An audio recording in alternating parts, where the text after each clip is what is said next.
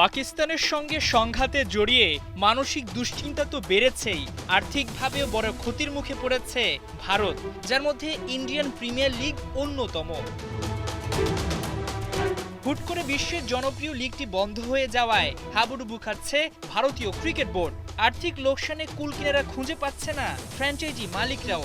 তাদের সঙ্গে খেলোয়াড়, হোস্ট, ব্রডকাস্টার, স্পন্সর প্রতিষ্ঠান, এমনকি ক্ষুদ্র ব্যবসায়ীরাও পড়েছে চরম বিপাকে।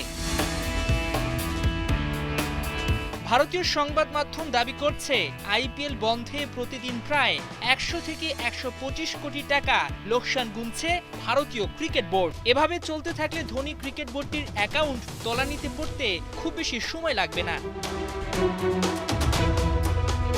ধারণা করা হচ্ছে, টুর্নামেন্টটি যদি কোনো কারণে বাতিল হয়ে যায়, সেক্ষেত্রে হারাতে হবে প্রায় 5,500 কোটির বিজ্ঞাপন রাজস্বের 1/3।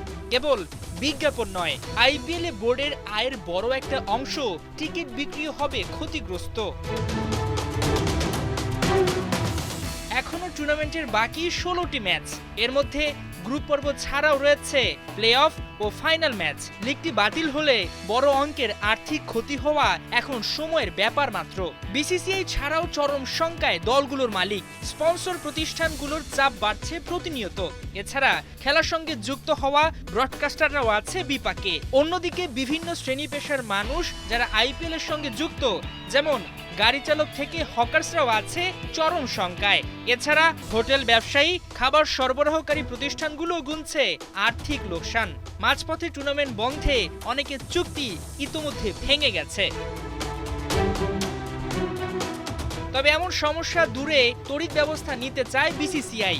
10 দিনের মধ্যে টুর্নামেন্ট ফের শুরু করা, নিরাপদ ভেন্যু বাছাই করা, যেসব জায়গায় বিমান চলাচল স্বাভাবিক রয়েছে, আন্তর্জাতিক সূচি পর্যালোচনা করে সূচি তৈরি করা, ফ্র্যাঞ্চাইজিগুলোর সঙ্গে যোগাযোগ স্থাপন করে সবসময় তাদের মানসিকভাবে প্রস্তুত রাখা, সবকিছুই করা হচ্ছে জোরে সোরে। কিন্তু খুব দ্রুত টুর্নামেন্ট চালু করা এক প্রকার প্রায় অসম্ভব ব্যাপারই বটে।